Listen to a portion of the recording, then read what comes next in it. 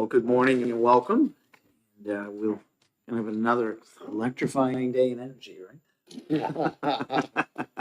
Or not. Tell me about the rabbits, George. The rabbits, no rabbits today. All right, we'll open the hearing on House Bill 189. Representative Thomas, you're the prime and you are here to introduce. I think you're the prime on this one, aren't you? Yeah.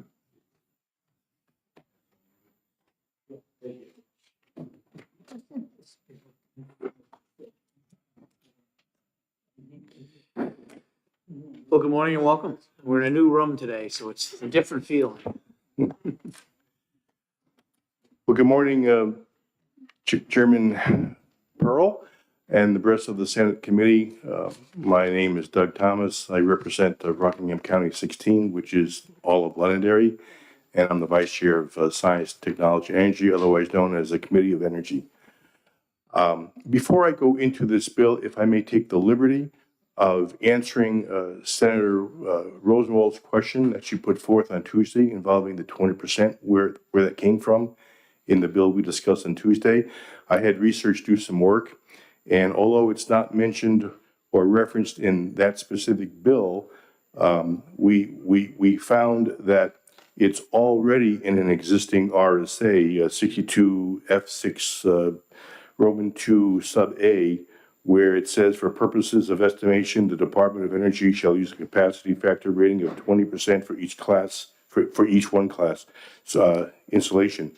And so that's already in regulation. It's not being debated in some bill, but that's where Chairman Vose got his 20% from, because it's already in that RSA.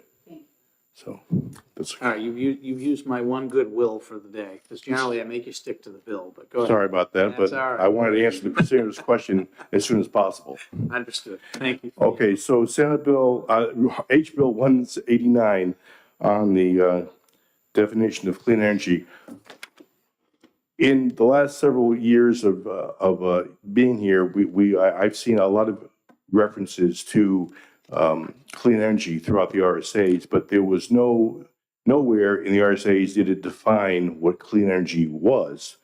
And so I was looking for a way to define what is clean energy. And realizing that in recent years, the EU has included nuclear as part of their clean energy definition, I felt to take the opportunity to include that as well. So what I came up with dealing with the lawyers here is that there's in Chapter 21, Title 1, Chapter 21 of statutory construction was the best place to put an overall definition of clean energy.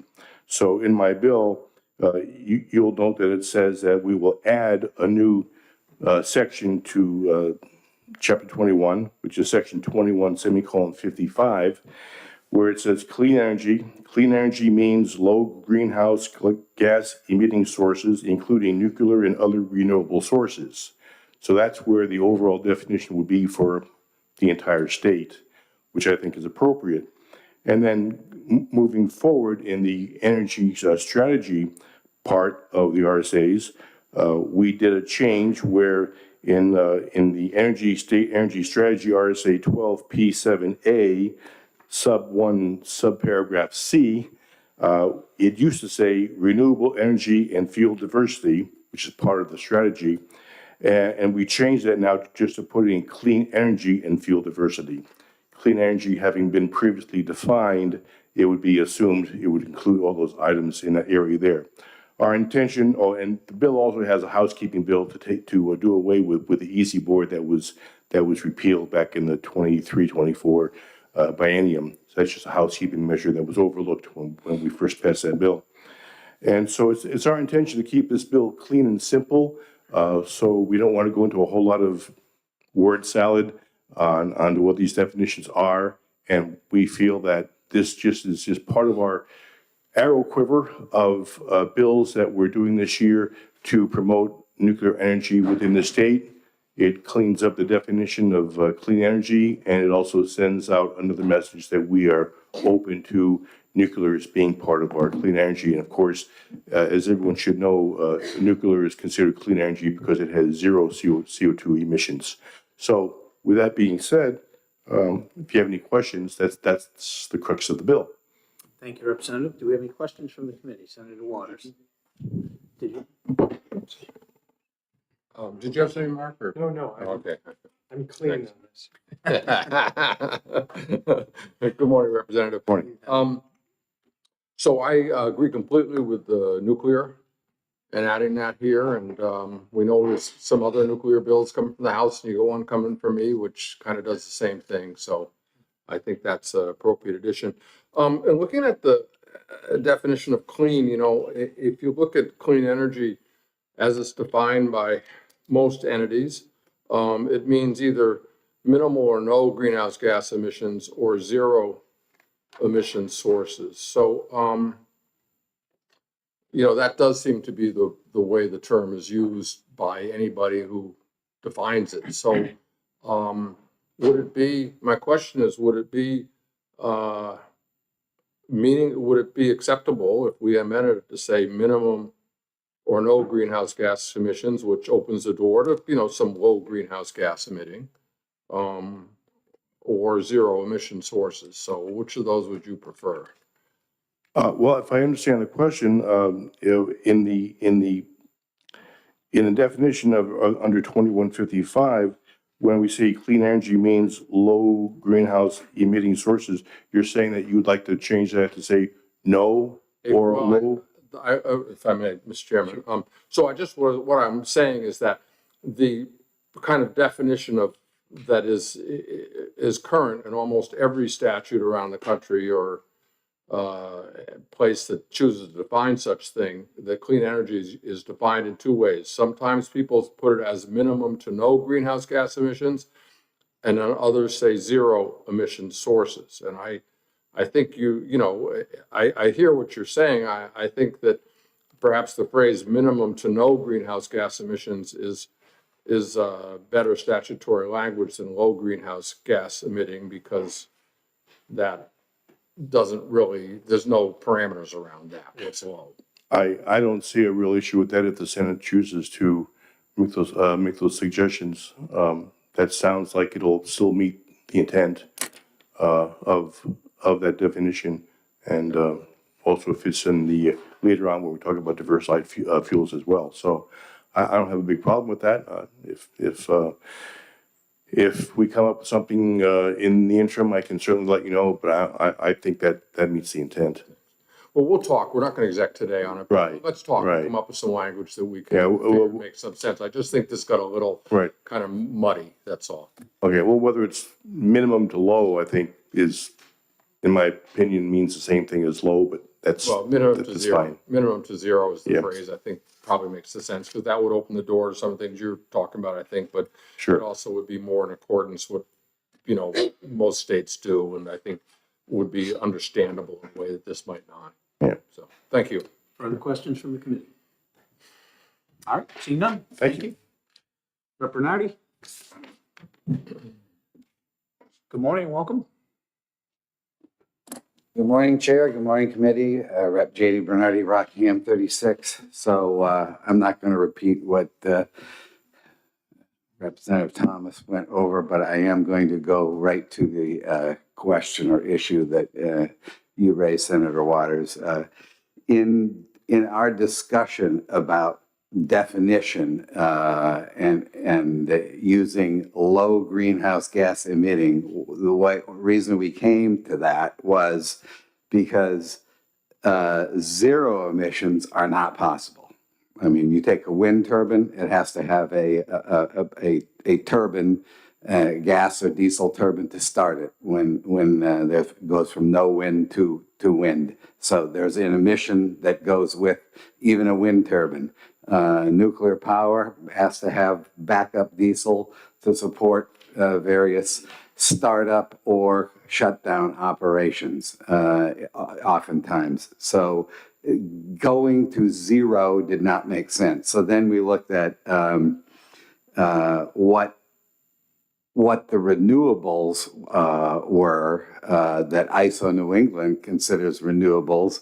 And you look at those and you see refuse wood and landfill gas and say, all right, where is their carbon emission compared to others? And so natural gas is less than those in its emitting profile. So that's how we came up to low greenhouse gas emitting. So potentially clean natural gas could qualify as clean, and several states have adopted natural gas as a clean source. So that was the major area of confrontation on how to define clean energy. So I think this is going to be an ongoing point of discussion if you want to go to zero, because I think that just doesn't work. Questions? Yeah, if I may. I think what I was saying is not go to zero, but to say minimal or no, to no. So I just think that is more in accordance with definitions, but I don't think it contradicts anything you just said, so. Yep. Okay? All right. Yeah. Thank you. Any other questions? Further questions from the committee? All right, seeing none, thank you. We have one other, Josh Elliott from DOE signed in, not speaking, with his famous X clearly squarely in the middle between support and oppose. So he's You struck try to that play one out. tic-tac-toe with him, with it. Where's the X? Anybody else that would like to speak on House Bill 189?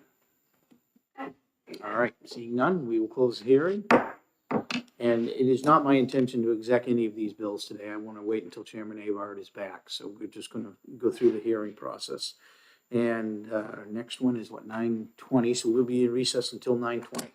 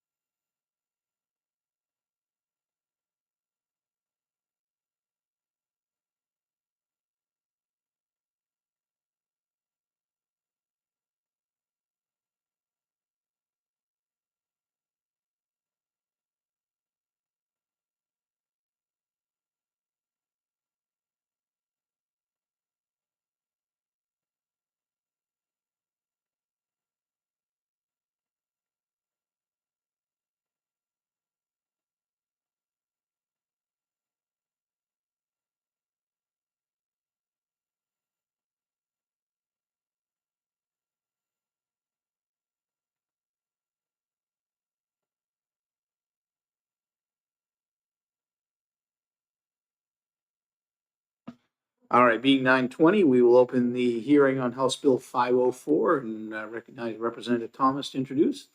Good morning, welcome back. Good morning again, Mr. Chairman and members of the Senate Committee. Again, my name is Doug Thomas, representing Rockingham 16, Londonderry, and I'm the Vice Chair of Science, Technology, and Energy. Today, I'm pleased to introduce House Bill 504 on behalf of Chairman Vose. House Bill 504 relative to state energy policy, and I will read from his written testimony, which I have passed around. House Bill 504 passed the House on a vote of 204 to 165.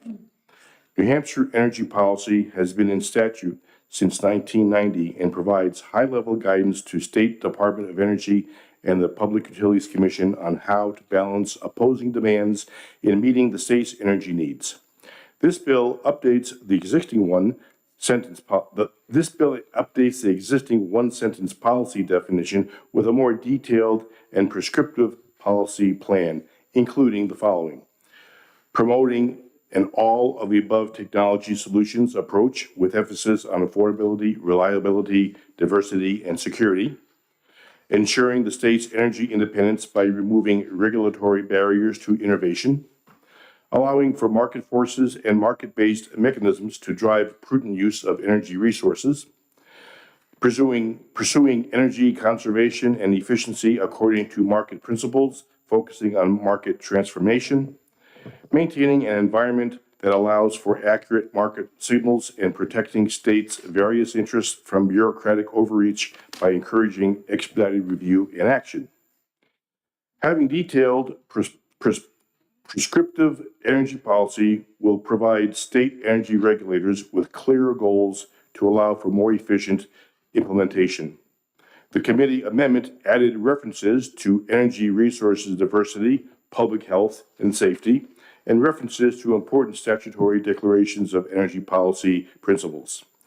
For the past 3 consecutive years, the North American Reliability Corporation, NERC, has stated in its yearly energy risk assessment report that our grid faces increasing reliability problems due primarily to premature hydrocarbon plant retirements combined with a proliferation of intermittent renewable resources that destabilize the grid.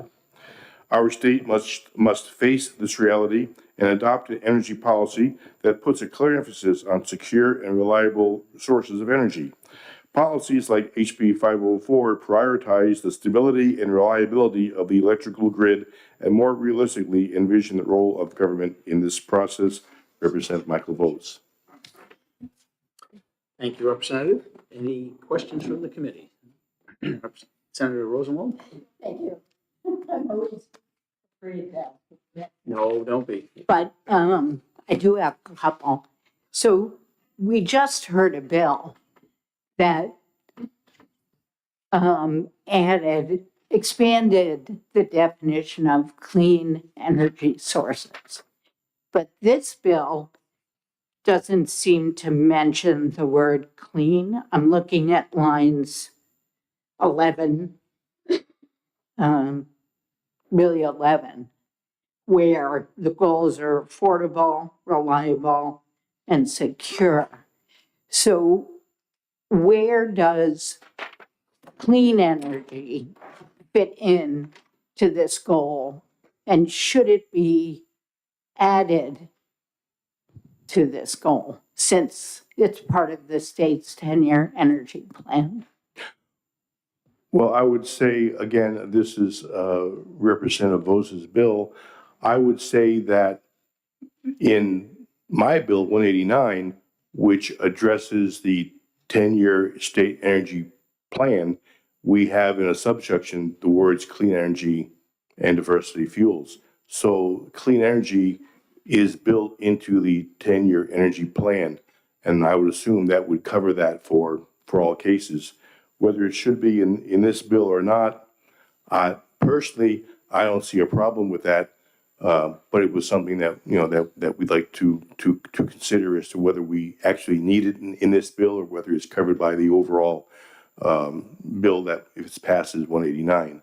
So I just why it's in this bill is probably why it's not in this bill is probably thought that it was going to be in the overall definition of the energy plan anyway. So that's just supposition on my part. Could I ask Yes, it's a sort of a second question. So down in line 21, the words public health are mentioned. And I'm sorry to put this on you because you're not the prime sponsor, but I'm wondering what the House SDE committee thought that this bill was going to do to promote public health, particularly in light of the fact that New Hampshire has the highest childhood asthma rate in the country. Well, I think we're talking about air quality in that respect of asthma is what I would presume. When we talk about public health for having reliable energy, people have to heat their homes, people have to cool their homes, people have to have reliable power to run their medical equipment. And I believe personally that all comes in under the umbrella of public health is what I would answer to that. Anything else I'd have to leave to Representative O's to what his thoughts were on that. But that's the way we see it, having reliable power to run all the necessities and keeping medical equipment and your homes in a state of good standing for people's health within their homes. We don't want people freezing or being without power for any length of time. That's what I would consider to be public health in respect to this bill. One more follow-up? All right. Thank you. But isn't that really about individual health versus public health, which is about the health of the population as a whole? Well, again, my opinion to that would be if individuals are kept healthy and they're kept out of hospitals or emergency care, that benefits the entire public in terms of congestion in hospitals and cost and so forth. So in a manner of speaking, if everyone individual is kept healthy, that helps the general population for public health. Thank you. Senator Waters. Thanks, Mr. Chairman. And I know I'll be talking with Representative O's on Monday to go over this, but I just wanted to get a couple of things out on the record. So on line 12, you reference consistent with RSA 362F. And 362F in the purpose statement, F1, references renewable energy and the sources that will reduce fossil fuels. So I would assume then that to be consistent with that, then it would mean that reliable is not just demand response sources, but also renewable, because you referenced 362. And then just the other part of the question is then doesn't also, because 362F15 lays out all the classes of renewable energy. So would it be fair to say that this bill, by that reference, means to include all renewable energy sources plus the purpose of reducing the use of fossil fuel? Again, I cannot speak to the intent from Representative Vos. If people can interpret the RSAs as they're written, it may very well relate to that, but I would rather defer that question to Representative Vos. So I just want to get it out. Well, let me get Right. one other thing out too. Follow-up? Yeah, thank you, Mr. Chairman. So in RSA 362F2, which is all the definitions. There's no definition of secure energy. So do you think that there ought to be a definition of secure, or what do you have any sense of what your committee meant by that? Can you again point me again, which line number on this bill? Line 11, 11. last two words. Yeah, it says Right. secure, Well, I mean, reliable isn't defined either, but I kind of know what that means. I see. But secure energy, there's no definition in 362, so So I would have to say that that's a good question. I could only offer my own opinion on probably means, energy that, is going to be, sustainable, you secure the sustainability of it. But aside from that, it's a question that bears asking. Yeah, I think, if I may, Mr. Chairman, I think we have sustainable reference, but that has to do with renewable sources like solar and so on. I would imagine that in that context, with the aspects of cybersecurity is probably what it relates to in terms of making sure that it's, our energy is not, hackable, by outside sources. And I would assume, my opinion, that it would probably refer to that. As far as it being a definition within the state of what secure energy is, I don't believe there is one right now. I may, just one more. One more? Oh, sure. Yeah, so, well, actually I have two more, if I may, Mr. Chairman, unless somebody else has one. Also the question on reliability. Would reliability include a renewable source combined with storage? Well, interestingly enough, we had a discussion on that this morning. It's one of the bills, I think it's SB 233. That is something that we would have to think about because because as we all know, renewable energy in its traditional sense tends to be intermittent, and batteries can certainly help with that. Whether we want to tie it together in this format, again, I think it's up for discussion. And just the last one. So I'm looking at section 4 here. According to market principles, market transformation, and so on, the cost-effective fiscal strategies. Now, I know the PUC is enjoined by the legislature to look at cost-effective and protecting New Hampshire consumers, which is good. But can you offer any definition of what market principles or market transformation means, since the market is so controlled by federal statutes that, I don't know, what is it, $80 billion a year goes to fossil fuel subsidies, and there are other subsidies for electric cars, and I mean, whatever. So what is really market principles or market transformation? How would that be determined? Again, I think the point that was being made here is that we believe that the free market should dictate a lot of decisions, and that we want to make sure that we consider that in any policies that we make for energy in the state versus any mandates, is what I can gather from the statement here. Again, I'd have to defer to. I guess my question is there really a free market given federal subsidy support for, for oil industry, for some electric stuff? I mean, whatever, Again, this will be a state policy versus federal, but I again, to the exact mindset of what Representative O's had in mind, I would defer to him on that. Thanks for indulging me getting Sure. stuff on the public record, okay? I can Questions? only assume and make my own opinions. Further questions from the committee? I'm done, thank you. Thank you, Representative. Thank you. Representative Bernardi.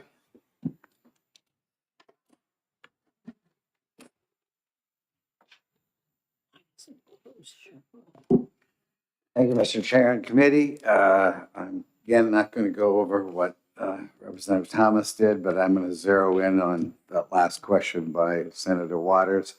I think, yes, we live in a highly constrained and regulated market. However, we do make choices in policies on how we're going to advance different technologies or push them forward. And so one of the major discussion points in ST&E this winter has been, should we be pushing forward things like time of use metering, which would allow, which would be a state policy, which would allow customers potentially save some money if they were wanting to run their dishwasher at 3 o'clock in the morning, as opposed to when it was convenient for them. So that then becomes, how much cost are you going to push on everyone in order to allow a potential benefit? And is the cost that you're pushing on everyone by demanding a massive meter change by all utilities in the company, in the state, excuse me, is that less than the cost of the advantages you're going to get from those that will use time of use metering?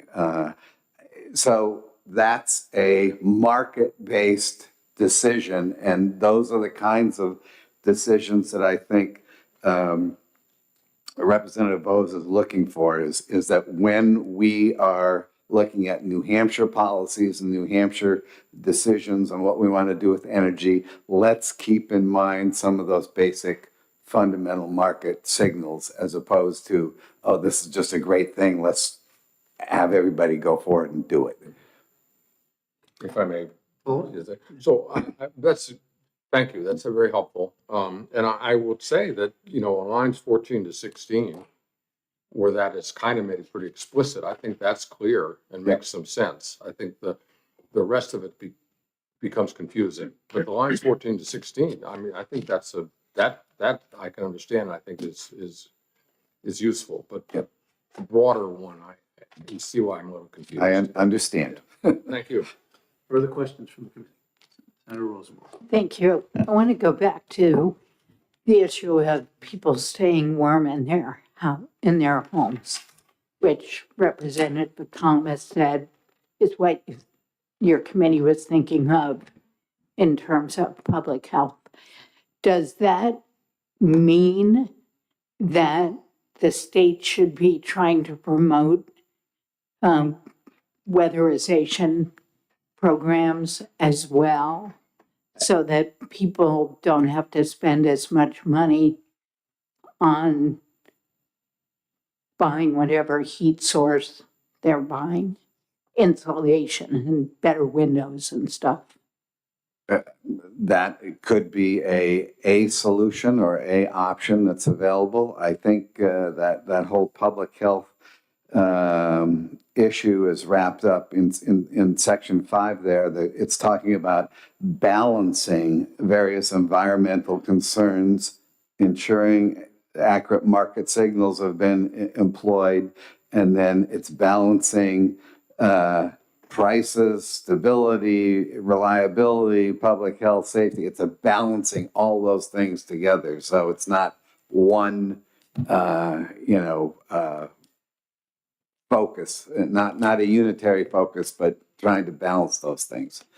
So, and weatherization and improvement in,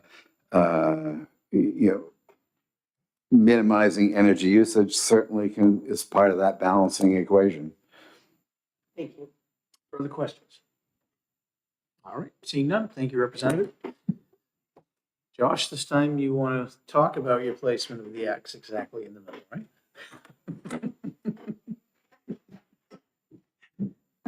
If I'm anything, I'm consistent. That's true. So good morning, Mr. Chair, members of the committee. For the record, Josh Elliott, Director of the Division of Policy and Programs with the New Hampshire Department of Energy. As has been alluded to, we are neutral on this bill. The current RSA 378-37, I think, as Representative Thomas had mentioned, it's really one sentence. It's a bit of a long sentence, a lot of semicolons in there, but it's a long sentence. And this bill provides does some extrapolation of those, to provide a little bit more detail. I think we've seen some discussion here. They're sort of deliberately a little bit vague in some areas. The department sees the two biggest impacts of this particular statute in two areas. It's within the development of the state energy strategy. As you may be aware, we're in the initial phases of updating that. Public comments are open through the end of May. So please email us. There's information available on our website of how to do that. Regional issues is the other big issue that really where the rubber hits the road, where there's a lot of dollars dollars for New Hampshire ratepayers on the line. So as you're aware, we are part of a regional grid through ISO New England with the other 6 New England states. There is cost allocation on transmission projects. Generally, how it works is each state pays for a percentage of their load. Pays for a percentage of the project based on the percentage of their load within the regional grid. So depending on recently, it's been right around 9%. So anytime there's a transmission project for reliability or safety or renewal purposes, doesn't matter where it is. If it's somewhere in Connecticut, if it's somewhere in Vermont, somewhere in Massachusetts, even far southwestern Connecticut, right? There's still a benefit to New Hampshire ratepayers. We pick up the roughly 9% of the cost of that project. Those are passed on to ratepayers across the state through the transmission charges on your electric bill. As we've seen in recent years, other states have gone through either state policy changes or specific policy procurements or direct specific procurements of specific types of resources. You could point to hydropower from Quebec, various lines that I know this legislature has discussed over the years, whether it's offshore wind, a variety of other things where there is the development of a resource that would not have happened otherwise, but in sort of a natural market environment, other than for a specific state procurement of those resources. The statutes here laid out provide us, the state, a legal backstop. So when we were discussing with other New England states that New Hampshire ratepayers are not on the hook for those costs, and those costs run to hundreds of millions of dollars for these transmission projects. Again, we are happy to let other states do what they want to do. They are more than welcome to do that. I certainly would not presume that this state would tell another state how to run their business, how to run their procurements, how to run their own specific policy goals. But on the other hand, to not expect New Hampshire ratepayers to pick up the tab for that. Again, it's one thing if it's for a reliability reason or for a safety reason or renewing or renewal of those existing transmission projects, those kinds of things that are fundamentally for reliability. It's at its core. That is one thing. But if it is for a specific policy procurement or specifically policy choice or a specific procurement of those resources, these statutes give us the legal framework to say to the other states, no, New Hampshire is not going to pay for those. You're more than welcome to pay for those yourself and expect your ratepayers to pay for those, but not to expect New Hampshire ratepayers to pay for those projects. In the discussion, I know there was the earlier discussion between several of the committee members and Representative Thomas about where clean energy fits in. As Senator Waters pointed out, right, there's that reference into incorporating RSA 362F.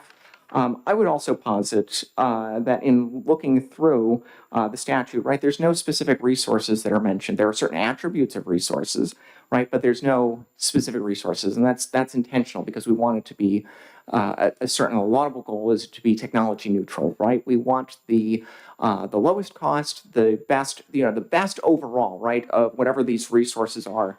We want to ensure that there's an environment we get the lowest cost resources in, regardless of what it is. So I would posit, right, of these of requirements that are listed, or these guiding principles that are listed in Roman 1 and Roman 2, reliable, on-demand, firm, and then again on line 11, affordable, reliable, and secure resources, right? Those can be renewable. I don't see any reason why they couldn't be if they meet those attributes. So anyway, with that, I'm happy to take any questions the committee has. Senator Waters. Josh, I'm a little confused. I think your discussion about the transmission costs, I don't see how that really had anything to do with this bill. So that is within section, Roman 6, line 24, necessary to ensure the protection of the state's various interests and where federal action is required. Well, if I may, Mr. Chairman, the 9% that we're paying as our share of transmission, I thought the point there was that as other states are moving more towards distributed energy resources, that potentially our share, their shares seem to be dropping and ours may not, so that we might be actually paying a little bit more for the overall transmission costs, our share of it, than other states who are moving more towards renewable energy. I thought that's where you were going. So that is, there is, right, there are other measures, right? There's energy efficiency, there's distributed generation that may lower those transmission costs. However, on the other hand, that's only one side of the equation, right? You have these massive procurements where there's hundreds of millions of dollars of transmission upgrades that are needed to interconnect those resources that are also coming online too, that we're saying we're not responsible for those costs. Well, I think that's another discussion. I'm not sure it's relevant to here. But if I may, Mr. Chairman, I want to get at something else. So, I guess what I was trying to get at with my discussion of 362F was whether or not this bill construed reliable as excluding renewable resources. That's why I was also asking about renewables plus storage. And it relates also to what you referenced on lines 7 and 8. The grammar there, to me,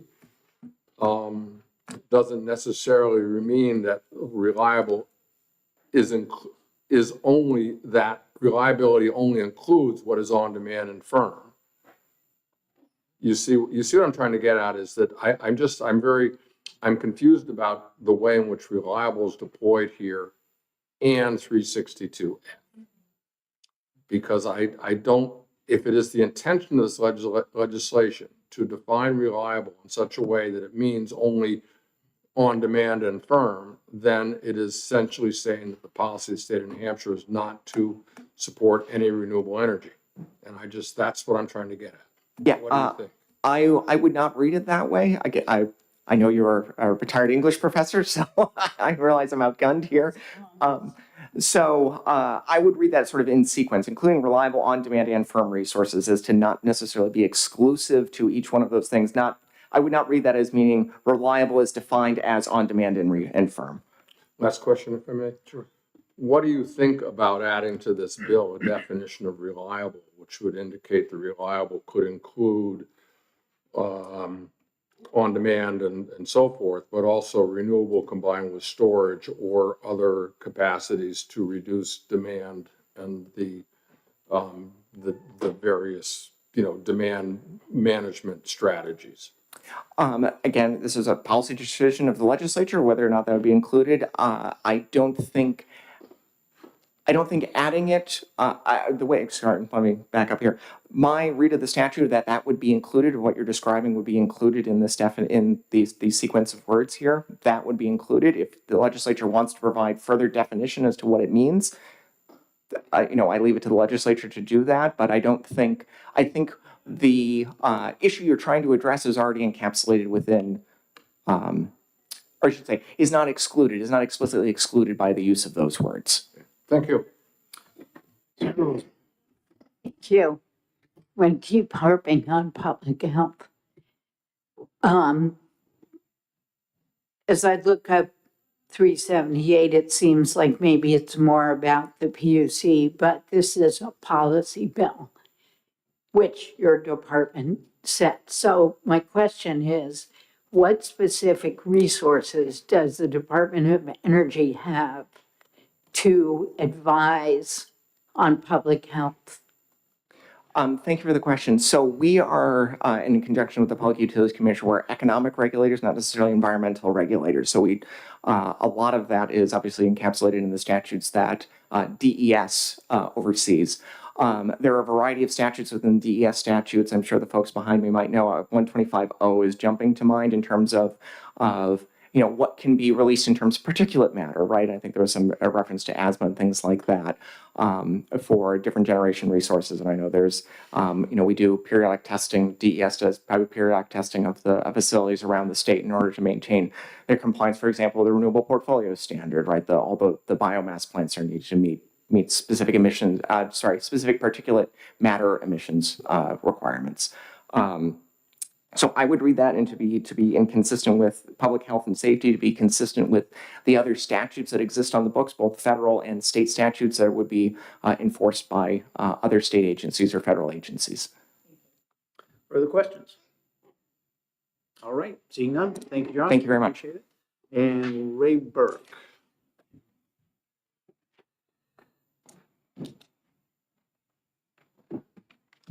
Good morning, welcome. Good morning. Thank you. Thank you for the opportunity to testify in this bill. My name is Ray Burke. I'm an attorney with New Hampshire Legal Assistance. And NHLA is a nonprofit law firm. We represent Granite Staters throughout New Hampshire on various civil legal issues, including issues affecting access to utility service. We have represented clients in various dockets before the Public Utilities Commission, including over the last many years, the dockets to review the statewide energy efficiency plan. We are here today to testify in opposition out of some concerns that I think some of the earlier questions were getting at, a lack of clarity and a concern about how this bill will impact primarily the low-income energy efficiency program. So line 17 through 19 reference that what should be done consistent with RSA 374F. And in 374F, there is a commitment to the low-income energy efficiency program. There's a recognition in various parts that there should be programs that enable low-income residential customers to manage and afford essential service. There's a commitment that no less than 20% of the funds collected through the system benefits charge should be used on the low-income energy efficiency program. And specifically, I just want to read one part in 374F:3, paragraph Roman 10. It says that restructuring should be designed to reduce market barriers to investments in energy efficiency. And so when I look at lines 17 through 19 of this bill, where it says that the policy should be to pursue energy efficiency according to market principles, I'm concerned that when the next plan goes before the commission, if this bill were to be into effect, how do we use market principles to reduce market barriers to energy efficiency? When I read market barriers, and when we've been in dockets before the PUC, the reason 374F has the language about reducing market barriers is there's a recognition that the market right now is not able to respond to the policy goals that the legislature has deemed important. And in particular, for the low-income residential customers, there are some additional barriers that you don't find in the non-low-income sector. Low-income customers tend to have a higher energy burden. So even though they're spending less when you look at just total dollar amount on their utility, they're spending more as a percentage of their income. And they often struggle, our clients often struggle when choosing between, paying their bill to keep the heat on, to keep the lights on, to be able to run their medical equipment versus putting food on the table or accessing medical services. So in some of the recent dockets, the commission, I think, has been struggling with what constitutes a market barrier and how does the state's policy as articulated in the various statutes that govern the energy efficiency programs, what do they say, what does that all mean? And so I worry that these lines here in 17 through 19 don't help answer that question. They just add some more confusion. And so if this bill were to go forward, we would just ask that that we can maybe work on some language with the sponsor, with this committee, with other stakeholders to try to figure out how do we clear this up so when the next plan goes before the commission, the low-income program is enshrined in statute. So it's not that the low-income program has to go away, but it's what does this mean? That right now, if a customer is eligible for the low-income program, it is designed in a way that the program covers the cost of the energy efficiency measure, whether that's weatherization or something else. It's unclear to me how we design that program with the line 17 through 19 as written. And I again, just apologize if I'm repeating myself, but just in closing, I do worry what this will mean in the next docket about the next plan and how we resolve those disagreements among the parties, and then ultimately what guidance does the legislature give to the PUC for resolving those ambiguities. Thank you for your testimony. Thank you. Questions? Senator Waters? Thank you, Mr. Chairman, and thank you. I think that if you talk with Representative Bowes, that he will be happy to work with you to find some language that perhaps changes that word and consistent to something that is more clear as to supporting that program, and then also maybe even a more specific reference to F3X. So I do think if you do have a conversation with him, and I'll bring it up with him as well. Great, thank you. And would it be, my question is, would it be fair to say that this becomes all the more important because we heard, well, last night that LIHEAP is gone? So Yeah, it's going to make things tougher for the folks who might benefit from the low-income program. yeah, we're still trying to understand what the implications of that news is. So, I don't want to say too much, but I will say that there does seem to be a concern, and I think we share that of that this may make it more challenging to get those federal LIHEAP dollars out to states timely, and what that means for the state. We have not yet talked to, the New Hampshire Department of Energy or the community action programs about specifics, but yes, those programs do interact together, and the Department of Energy could speak more specifically to this, but there are some LIHEAP dollars that can be used for weatherization services as well when available. So those programs do relate together, and I do think we are concerned about this upcoming winter season, depending on how this impacts things. I may just say, I suspect that the LIHEAP dollars may just be gone. And so it's going to make it all important what we do in the state. But thank you. Further questions from the committee? All right, seeing none, thank you for your Thank you very much. Anybody else that would like to testify on House Bill 504? Got one in the back?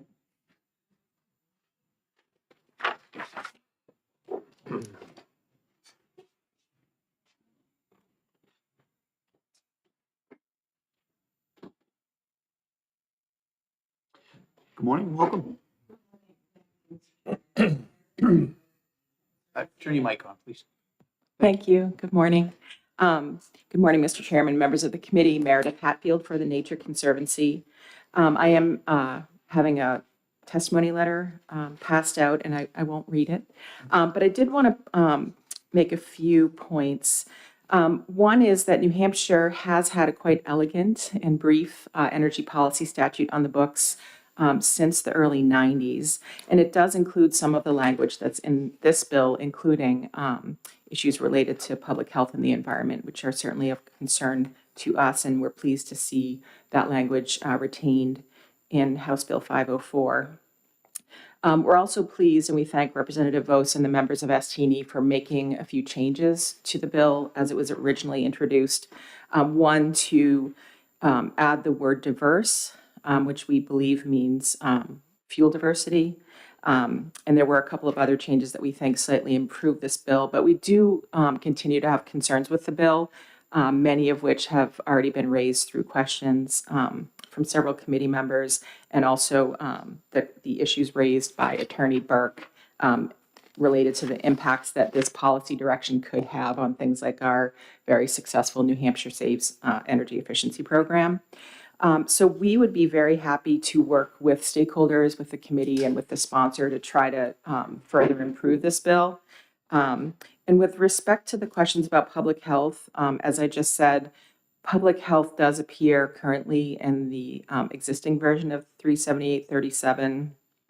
And it's something that advocates can raise, particularly in PUC dockets. And we have found that to be extremely helpful, even though the PUC, as Mr. Elliott pointed out, PUC DOE focus on economic regulation. It is very helpful for advocates to be able to raise in testimony or in hearings that we need to have those things in mind when we make important energy policy decisions. So that is very helpful. And in the past, DES has been a participant at the PUC, and that has also been extremely helpful. We really appreciate Mr. Elliott's comments about being so concerned about ratepayer impacts. We did want to point out, although Senator Waters correctly pointed out, this probably doesn't have that much to do with regional transmission, but our understanding is that when a state, for example, Massachusetts, wishes to purchase clean energy such as the transmission project going through Maine, that Massachusetts ratepayers are paying for that. That's a policy project. So those costs would not be paid for by New Hampshire ratepayers. And I can't help but say, in terms of ratepayer cost, we would urge the Department of Energy to spend the funds that are sitting in the Renewable Energy Fund right now. My understanding that they could be as many as $20 million. And we know that people want those funds and they want them to reduce their bills. Thank you. Thank you for your testimony. Any questions from the committee? All right, seeing none. Anybody else want to testify? Yeah, come on. I'm just going to ask those of you, if you haven't signed in, please do on the sheet. So we can get you on the record. Yeah, I did sign in the sheet in there. All right, then Must be I another may sheet. not have the second one. Actually, maybe you can get me the second sheet. Good morning and welcome. Hey, good morning. Thanks for having me here today. I'm a senior, Nick Krakoff. I'm a senior attorney with the Conservation Law Foundation. CLF is a nonprofit environmental advocacy organization that works in New Hampshire and across the region. I've also handed out written comments which provide more detail on my testimony. First, I want to point out that the committee rejected similar language last year, which was contained in HB 1623. And for the reasons you rejected that language last year, you should reject this bill as well. As Ms. Hatfield already said, the existing state energy policy in 37837, it strikes a good balance between often competing interests. And there's really not a valid justification for amending that policy right now. HB 504 would unravel this balance, take us in the wrong direction. First, HB 504, ostensibly it makes it the state energy policy, or would make it the state energy policy to be technologically neutral through fostering a range of different technology types. But then the next clause of the bill emphasizes reliable, on-demand, firm resources. By emphasizing these resources, the amended state energy policy would deliberately favor certain resources. The bill doesn't explicitly mention fossil fuel resources, but that's the clear intention here. These words are essentially code for fossil fuel resources. I don't think the sponsor of the bill would disagree with that. Second, prioritizing fuel diversity, which is one of the aims of the current state energy policy, has many benefits for the state. Renewable energy resources that can be developed in the state, they make us less dependent on energy from other states and from other countries. And fuel diversity also makes us less dependent on resources with volatile prices like natural gas, which we saw 2 winters ago when a lot of families were stuck with high electricity and heating bills. But this bill would essentially deprioritize fuel diversity in the state energy policy. Now, I want to know that the bill does mention diverse in one instance on page 1, line 6, but it places a much greater emphasis on so-called affordable, reliable, and secure energy resources, mentioning those resources several times throughout the bill.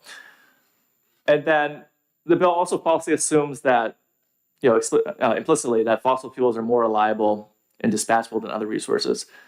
We saw during Winter Storm Elliott in December 2022 that several natural gas and oil fuel power plants, they didn't actually come online at that time. They were supposed to be used by ISO New England to dispatch when other resources failed, and they didn't. That wasn't the case then. They failed because of the cold weather.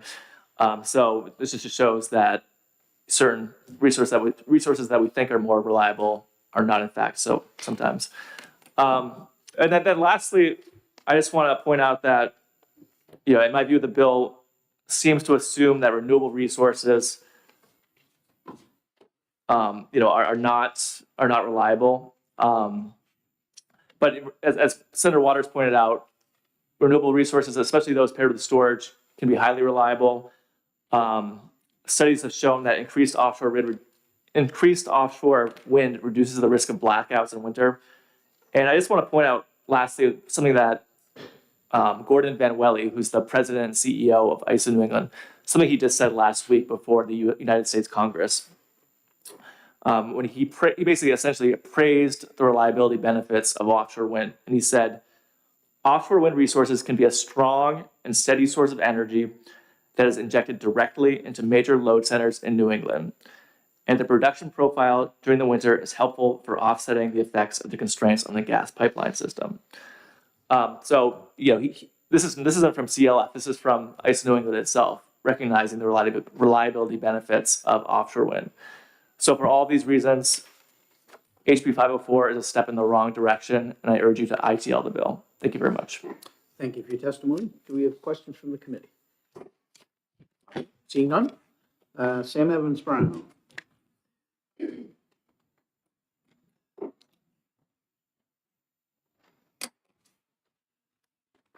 Good morning, welcome. Good morning, folks. I will be brief. Sam Evans Brown, Executive Director of Clean Energy New Hampshire. Having worked on this bill last year as well, when it was before this body, I think it actually has come a long way. I think many of the language changes that were made in the House have helped it a great deal. I remain concerned about both Roman 3 and Roman 4 for many of the reasons that have been discussed already. Roman 4 feels like it's a continuation of efforts to dismantle the New Hampshire Saves program. And I think from a broader perspective, we should just talk about what markets look like in the electric sector in particular.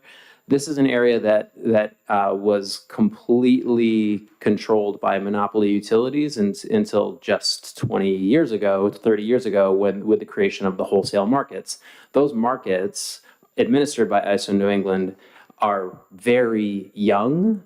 They are highly artificial. This is not the type of market that Friedrich Hayek would look at and say there's a free and completely unconstrained market.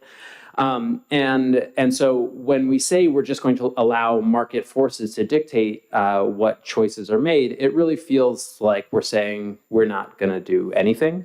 And that's actually sort of the opposite of letting markets decide. In fact, there have been a number of efforts before the House of Representatives this year that have attempted to introduce more market forces into the utility sphere, which have foundered and have been rejected by the House of Representatives. So it's just an important point here that while I am encouraged by the statements that we support the introduction of market forces, at the same time where there's a countervailing backlash to any efforts that would introduce more market forces into the utility sector. And the lack of a market is exactly why you need a program like New Hampshire Saves. So many of the benefits of energy efficiency accrue on the distribution system, but there is no market signal. There is no price signal that would allow, two guys in a truck business to go out and start a new enterprise that would allow them to respond to that price signal. And if we want those types of price signals to exist, we have to take action to create them. So that's, I think, the overarching message I'd give, which is markets are a great idea, but we have to create them as policymakers. And with that, I'll let you all get on with your day. Thank you. Questions from the committee? All right, seeing none. All right, that's all I have on the second sheet. Anybody else that wants to testify? Seeing none, we will close the hearing on House Bill 504.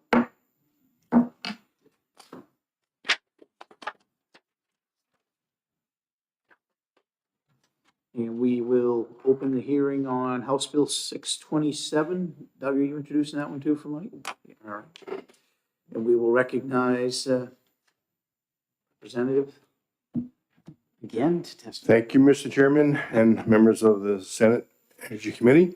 Again, my name is Doug Thomas, representing Rockingham 16, Londonderry, and Vice Chair of the Energy Committee for the House. I'm pleased to introduce Representative Vose's bill, 627, which involves the permitting the Public Utilities Commission to approve new providers for the Lifeline program.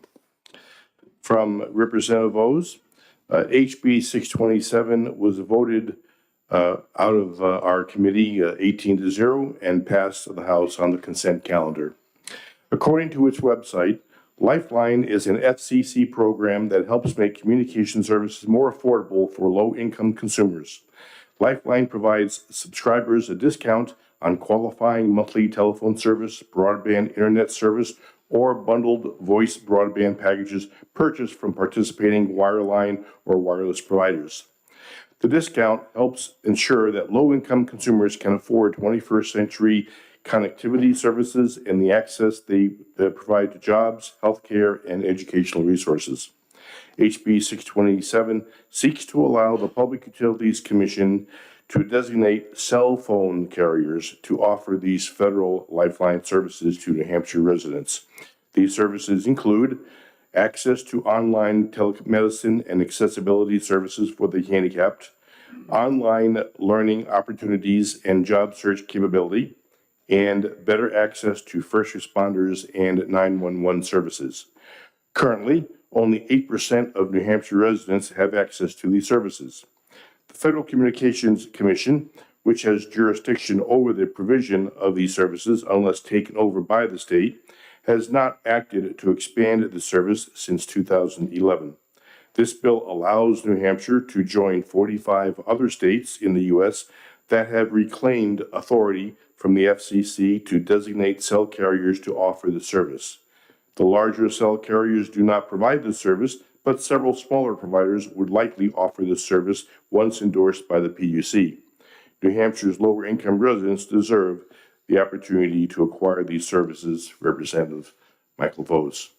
Essentially, this bill gives the PUC the authority to provide these Lifeline services to mobile phones. Right now, they only have them on their landlines. Thank you. Representative, questions for the senators? Senator Rosenwald, please. Thank you, Mr. Chair. Are these contracts that would be competitively bid? Well, I don't know, to be honest with you. I don't know how the providers would, I would assume that in their area of responsibility, they will offer the service on mobile phones for those individuals that have them.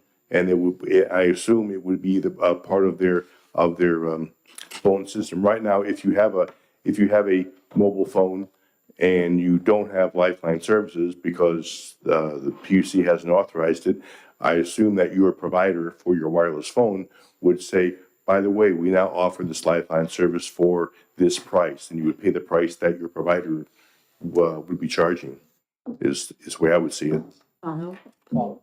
Thank you. Is this funded federally? How is this service paid for? Again, I would have to defer to Representative Vose if he knows that question, but I'm sure we can get you an answer as soon as possible. And just one more thing. And so when I've gotten a cell phone, no one has ever asked me what my income is. And so I'm just wondering how this service determines that someone is low income. Again, I would assume that if you are designated low income by federal standards, you would qualify under this program as well. Again, I don't have an answer to that question. Okay, thank you. Further questions from the committee? All right, seeing none, thank you. Josh? I think you lean slightly more towards support for this. I should get out my ruler next time. I'm marking the checkbox. Thank you again. Good morning. Again, Josh Elliott, Director of the Division of Policy and Programs with the Department of Energy. Speaking, we are neutral, as alluded to by the chair, on House Bill 627. The bill itself, it basically opens another door, another avenue for these carriers to get this designation. Rather than going through the FCC at the federal level. It allows it to be done here at the state level, with the PUC being the designated entity to review and either approve those. So I'm just going to keep my remarks brief. Essentially, it opens another door. It doesn't necessarily guarantee someone else will walk through that door, but it makes sure that door is open here at the state level. Your testimony, questions from the committee? All right, seeing none. Thanks, Josh. Thank you. We do have the PUC signing in. It's neutral as well, but not wishing to speak, right? No, if you have questions for me, I'm happy to answer them. Any questions for the PUC? All right, looks like you're okay. All right. Anybody else that would like to speak on House Bill 627? Seeing none, we will close the hearing.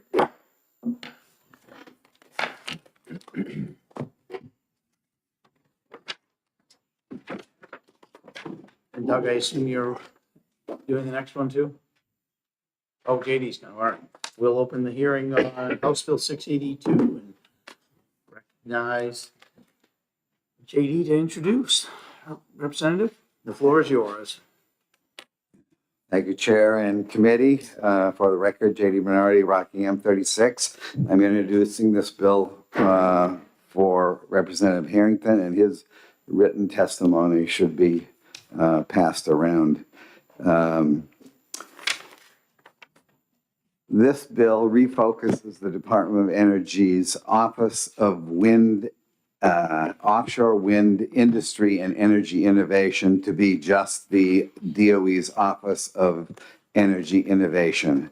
So it more uniformly involves all emerging energy technologies, not just wind, but solar, hydrogen, nuclear, and any other technology. Batteries could be included. It de-emphasizes a predominant focus on offshore wind, and most of the bill deals with the name changes and references associated with doing that. Now, the rationale for reducing the focus on offshore wind comes from ISO, predominantly from ISO New England guidance. Currently, we have about 30 gigawatts of power available to the ISO New England area. Our winter peak is around 20 to 21 gigawatts, the highest being a little over 22 gigawatts.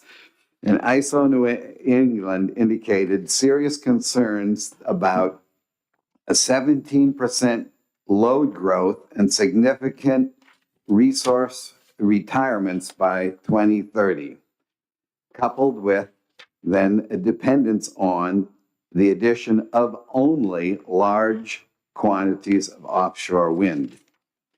The experience with offshore wind has been highly problematic. First, huge costs. So this violates the very first criteria that we've heard about today, keeping things affordable.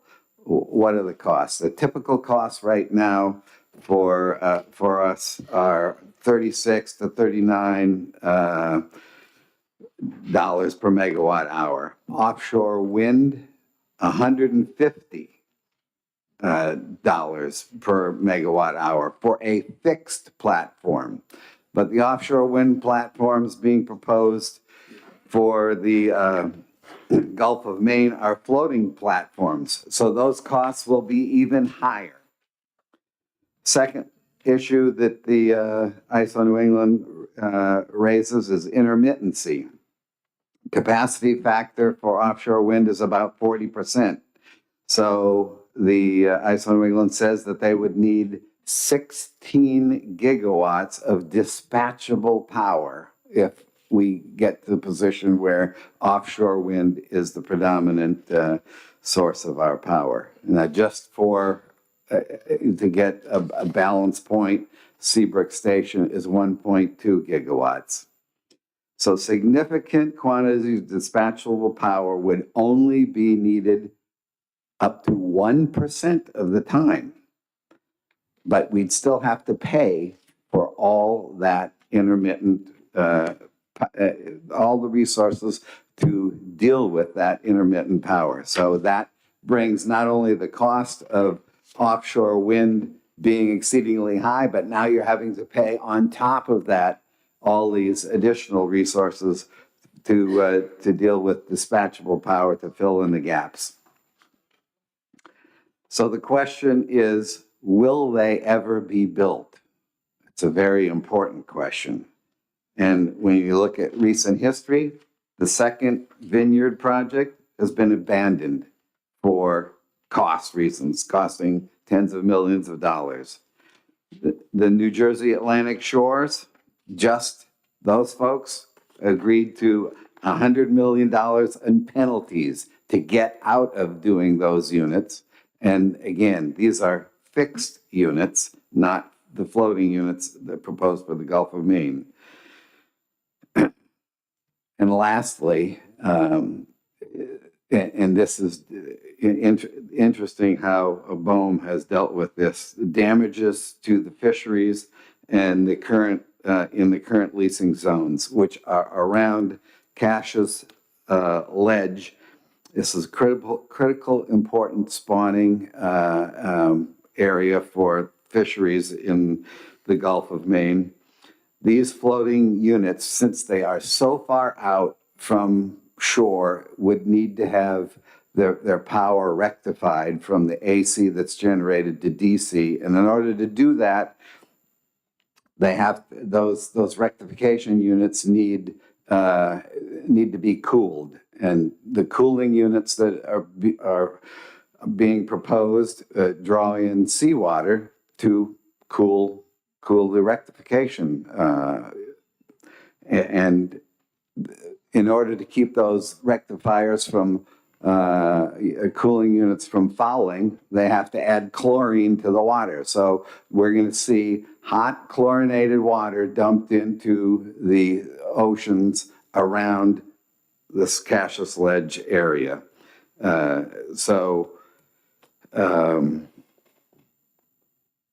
The other environmental concern that BOEM has agreed to is that the blades themselves are coated with a protectant to help withstand the difficult seas that are out there.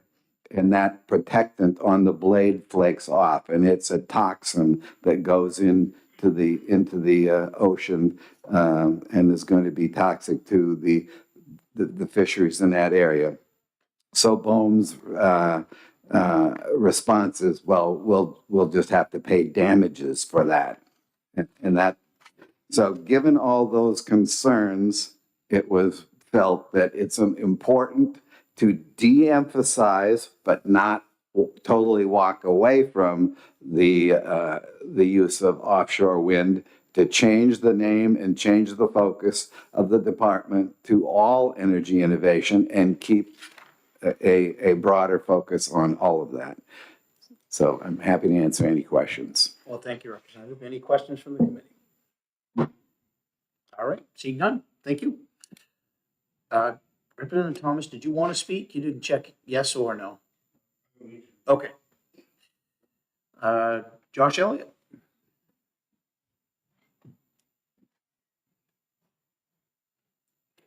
The committee has an expectation as to the department's going to be neutral on this. I just want you to confirm. I can confirm that. Thank you. Good morning again. Josh Elliott, Director of the Division of Policy and Programs for the Department of Energy. Again, the department is neutral on this bill. I know that Representative Bernardi sort of outlaid some of the concerns that folks have had with offshore wind. I'm going to just speak to the details of the bill, and I think how he summarized it as sort of the de-emphasis of this office on offshore wind, but still leaving the door open for those important regional discussions.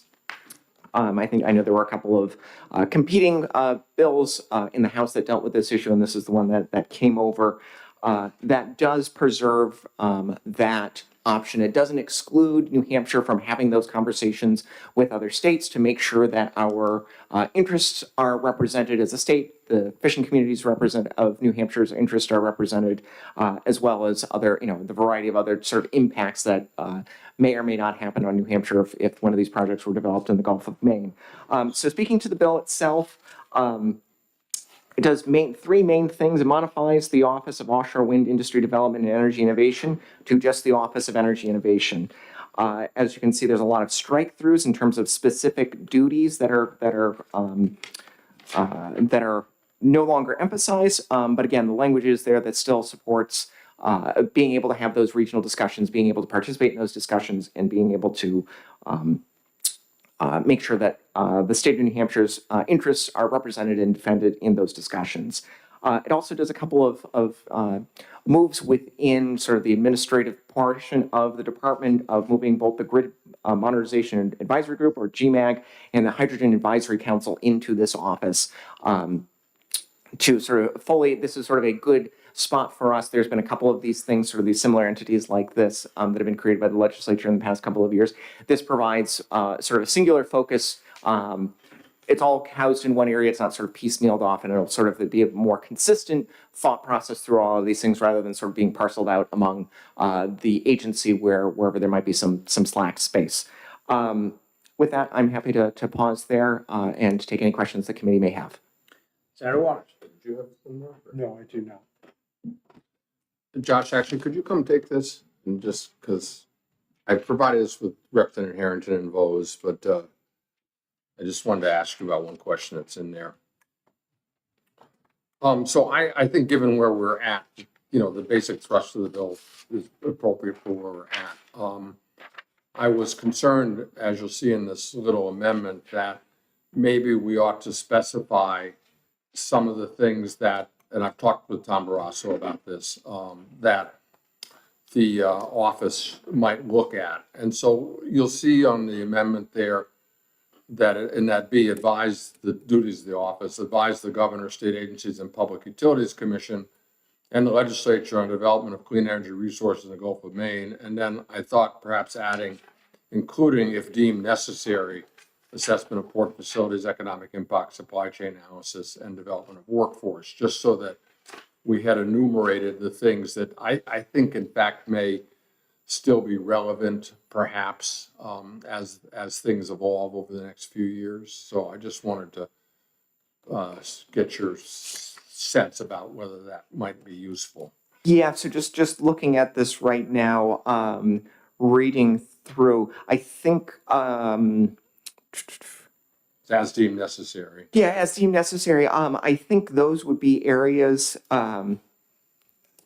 that would be considered under advise the governor and state agencies. I think those would all be things that would be included. Absent the language would be included anyway. So I don't think it's you know, if the legislature deems they want more specificity, that's fine. I don't think if it were not included, I don't think that these specific items would be explicitly excluded from consideration as part of that duty to advise. Yeah, thank you. And in talking with Tom Barrasso, it just had seemed that some enumeration there might be useful.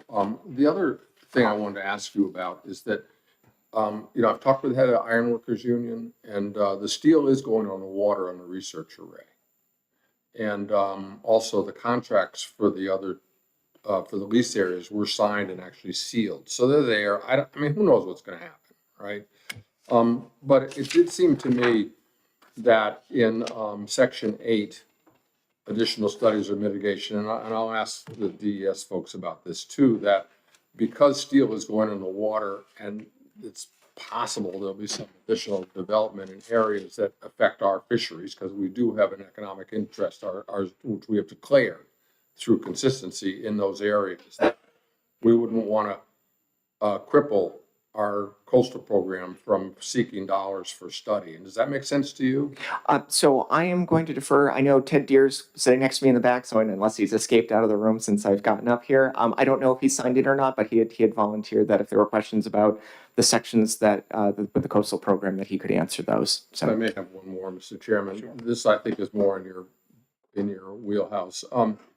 So I was the repeal of RSA 185.16.2 down below, I thought was a problem, because up above in Section 7, it directs the PUC to comply with the provisions of RSA 185(1:6).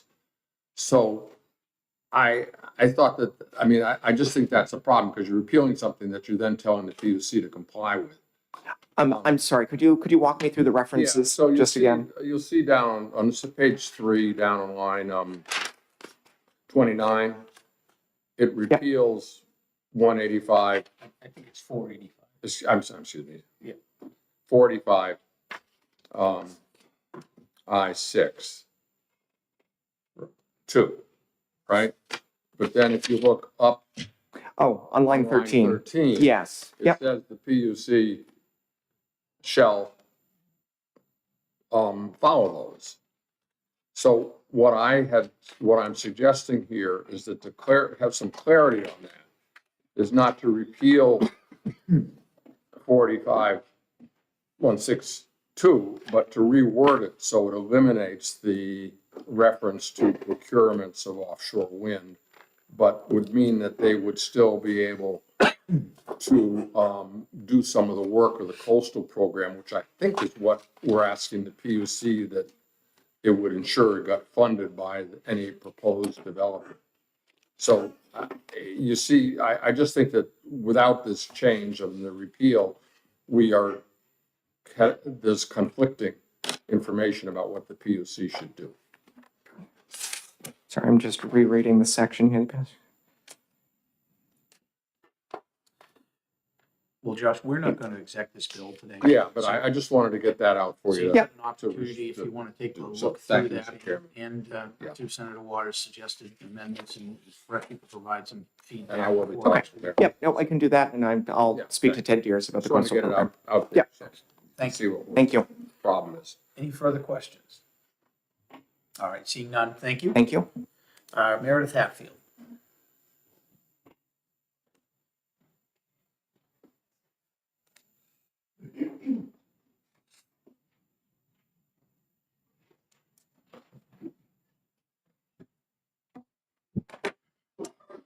Good morning, Mr. Chairman, members of the committee, Meredith Hatfield for the Nature Conservancy, and I do have a testimony letter making its way around.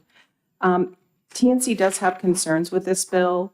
We are a global nonprofit organization that is science-based. We do a lot of work on ocean issues where we are focused on protecting habitats for marine species, sharing science to help inform decision-making, and mitigating climate impacts and biodiversity loss in the marine environment. At the same time, we know that clean energy is essential to both nature and our economy, and that climate change is having significant impacts on our oceans and the wildlife and birds that depend upon them. We do support the responsible deployment of well-sited offshore wind as part of a diverse portfolio of energy resources. And while we understand that offshore wind currently faces significant headwinds, we think this is premature to eliminate the Office of Offshore Wind. We think New Hampshire should be at the table specifically because offshore wind can include significant investments in workforce, port and transmission infrastructure, community benefits agreements, fisheries compensation packages, and other environmental mitigation. And I've provided a few links for you, and I'll submit this electronically as well, so you can see some of the significant benefits from offshore wind. We are concerned, it's good to hear that DOE sees us still having a seat at the table. That is a concern for us losing that seat because we think New Hampshire can really play a significant role if we are at the table in shaping where offshore wind comes onshore, and there could be significant investment opportunities for New Hampshire in that space.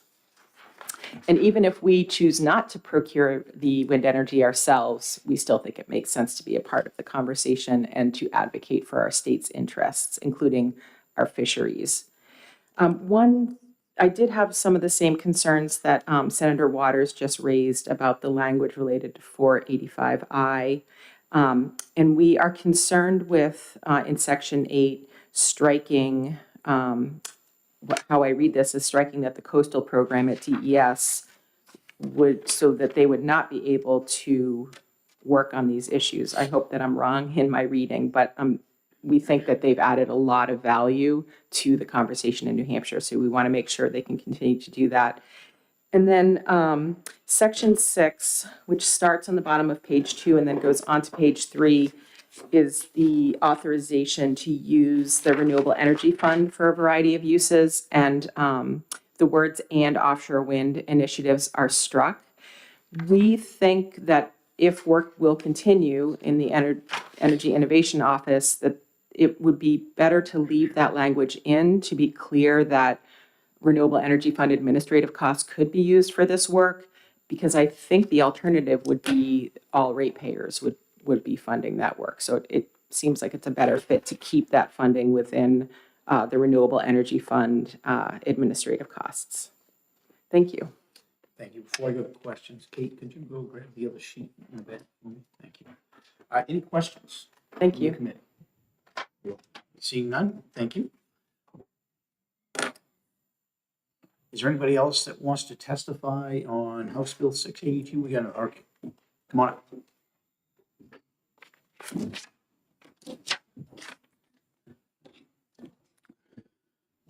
Good morning, Chairman Pearl and members of the committee. I'm Matt Saborn Schwanier, State Representative for Rockingham District 30 Seabrook.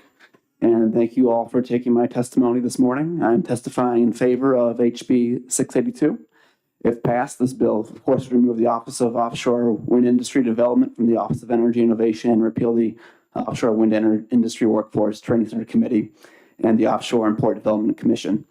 This technology is not known for being efficient, as exemplified by some previous testimony already today, nor is it popular with the American public. As a new January 20th executive order relating to the temporary withdrawal of all areas of the Outer Continental Shelf from offshore wind leasing has gone into effect.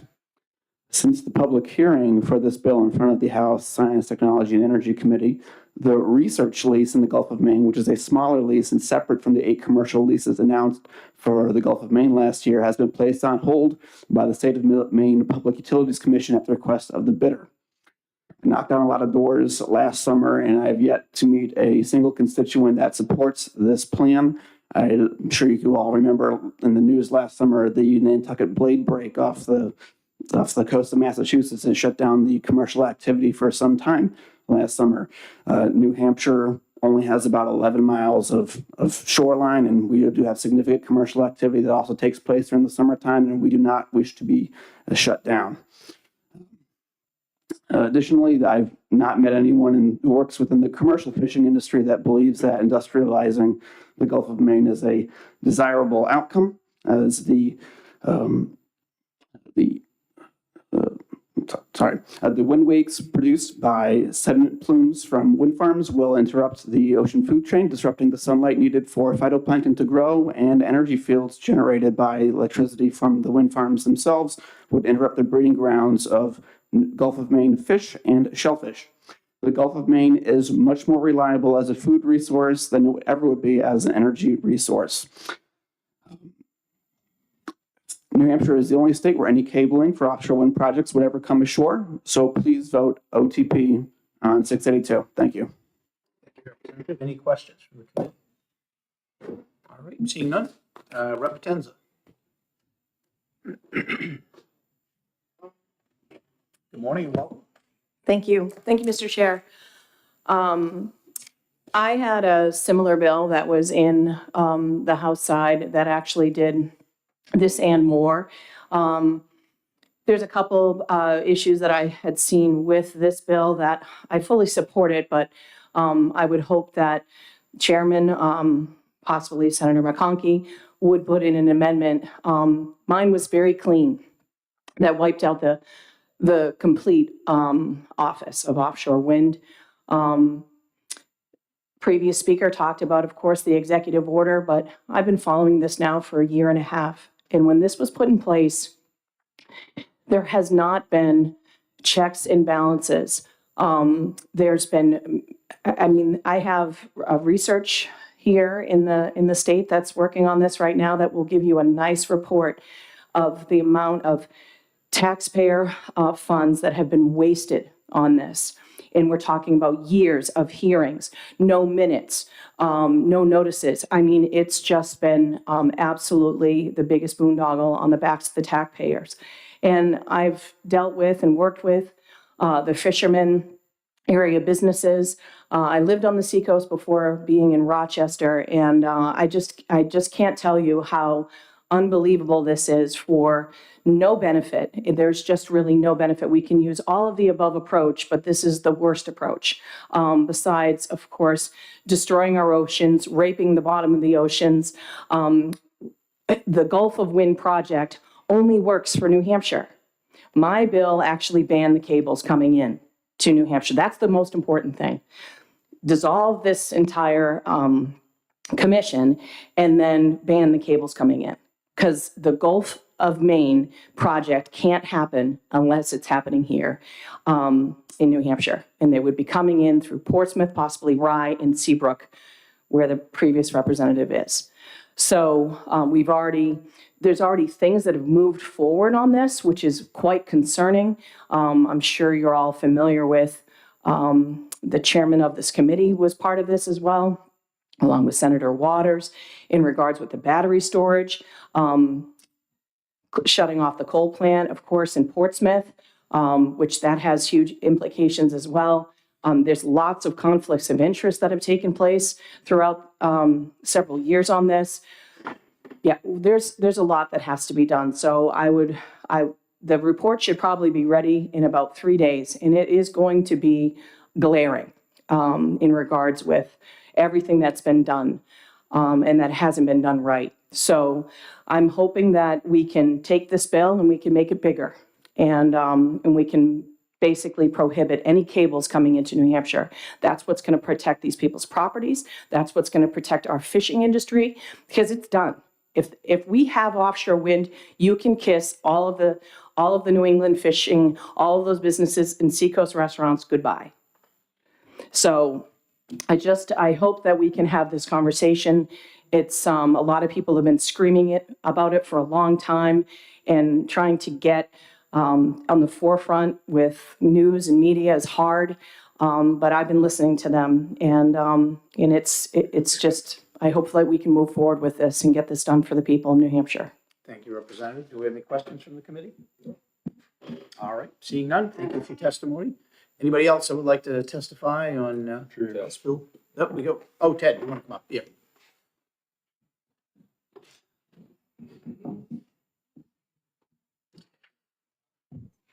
Good morning and welcome. Good morning. I wouldn't say I really wanted to testify, but it sounded like I'm requested Well, to. you might have some info. Good morning. My name is Ted Deers. I'm the Assistant Director of the Water Division at the New Hampshire Department of Environmental Services. And I understand that there was a couple of questions that were directed our way, and happy to talk about that. Just to note, we also have not ever taken a position on this bill. And in fact, I think that the record is quite clear that we've been agnostic on the value of offshore wind for the entirety of our conversations on this. Our goal from the very beginning has been to make sure that no matter what happens, and this is all in federal water, that somehow the state has a voice in what happens in federal water, because ultimately we don't have jurisdiction out there. But the whole premise of the work that we've done over the years on this issue has been focused on that very thing about state sovereignty, making sure that no matter what happens, the state of New Hampshire has a voice in it. So with that, I'm Senator, I think that there were a couple of questions I'm happy to chat about. Would you want to go first? Ted, would you maybe come up and take this? I won't be talking. And this is what Representative Harrington and Bose have, and anybody else wants it, fine too, but, so you heard my other question. I thought there was an inconsistency in the bill about repealing something and referencing that the PUC should follow it. So Yeah. That's just an error that we can fix one way or the other. But I was concerned that if we need to protect the fishermen, and we have declared consistency so that we have the right to look out to 200 miles to protect our economic interests, means our fishermen. But if we're going to protect our fishermen, then doesn't the program, the coastal program, need to be able to do some studies if things get developed, like the research array, the steel is going in the water. So that's in an area that we have an economic interest. So if you'll see before you, it strikes out the reference to the procurement and offshore wind, but it says that if it's necessary for you to do some studies to protect our fishermen, you can still do them. So thank you for the question. I think it's important to recognize kind of where this all came out of. And the idea is that, to answer the question directly, let me answer directly first. Yeah. From what the coastal program does and will do in terms of federal consistency review and all of the other things, sort of having this provision If this provision goes away, it doesn't prevent us from doing those kinds of things. We can still ask for those kinds of studies. We can still ask for, mitigation plans. We can still ask for those, and we would do that as part of our review, because those would be elements of how do you comply with state law relative to these different activities. So we could still ask for those things. The impetus for this particular provision back when it was crafted and passed a number of years ago was that the way that federal consistency works, and this gets into the truly arcane world of federal consistency, is that it really focuses on enforceable state policies. So to the extent that we have enforceable state policies, it allows us to have a little bit more of what I would call a little bit of a sledgehammer relative to forcing federal agencies to do certain things. And that's the way federal consistency works. So if we're able to determine, and I think the same is true on something like the cables coming in. We're looking out 3 nautical miles, and we would make sure that those cables would actually comply with state law across all the state laws that we have. That's what federal consistency does. And so to the extent that it did not do that, that it impacted users, it impacted resources, we would have the ability to be able to have that influence over what happens with those federal permits as they come through state waters. The idea is that in the future, we will be able to put forward a proposal for us to be able to review those activities offshore that have a nexus back to the onshore resources, that is the coastal zone. And certainly the fishermen are one of the key pieces of that nexus. Is that when we do that, having enforceable state policies behind us allows us to be more successful in federal consistency review, which allows the state to flex its muscles in federal waters. So that was the impetus of why this was created when it was created. If it goes away, does it cause something really horrible to happen? Not necessarily. But and it certainly doesn't take away our ability to be able to ask for these kinds of studies and to suggest that the PUC, if they were ever looking at this, would look at those and make sure that they took those into consideration. So with that, I would sort of leave it at that. Thank you, and thanks for reminding us all of the conversations that led to the passage of this a few years ago to make sure that the state had power in that, had more power in that conversation with the feds to protect our fishermen. But I'd like to just mention to you also, I mean, isn't it the case that as the industry proposals about offshore wind in Maine, I mean, again, who knows what's going to happen? These things were stopped before they start up again. They may stop. They stop now. Beats me. But that isn't it the case that the conversation in the industry was that the power, they were not looking at New Hampshire really anymore. They're looking down to Mystic or a trunk line that was going to bring it down to southern New England. So that is certainly it may be really moot as to whether New Hampshire has to worry about the onshoring power. It may or may not be. I think to answer your question directly, nobody knows at this point because there's a lot of studies that have not yet been done. Just so everybody understands the process, the lease doesn't give you the ability to put wind in the water. What it does is it allows you a time period in which you have an exclusive use of that zone, basically to do studies. And then you have to make progress over years. There's no one in the industry believes that there would be any windmills out in the Gulf of Maine for at least 10 years with the current leases that are already signed. So that said, there's a lot of distance, there's a lot of research that has to happen, not the least of which is, there's a lot of missing information about just the nature of the floor of the ocean. We have relatively, believe it or not, we have relatively poor mapping of the bottom of the ocean throughout much of the Gulf of Maine. And so that's a key piece that needs to be done. And I think that's where I would want the federal government to be focusing on, because that has a variety of different uses.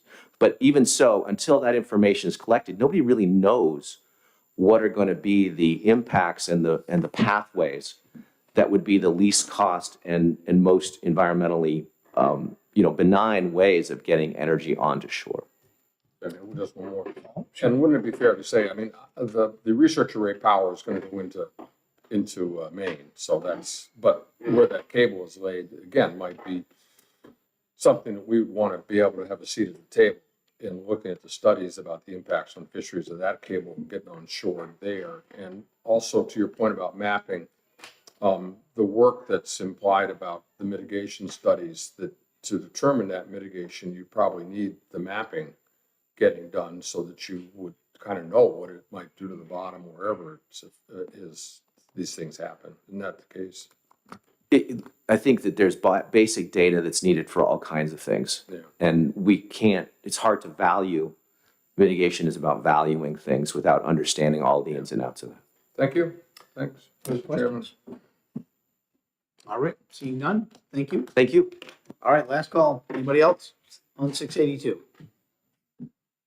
Seeing none, we will close the hearing. And I want to thank Kate and Max for doing a great job today. And we are not going to exec, so with that, we are done. Thank you, everyone.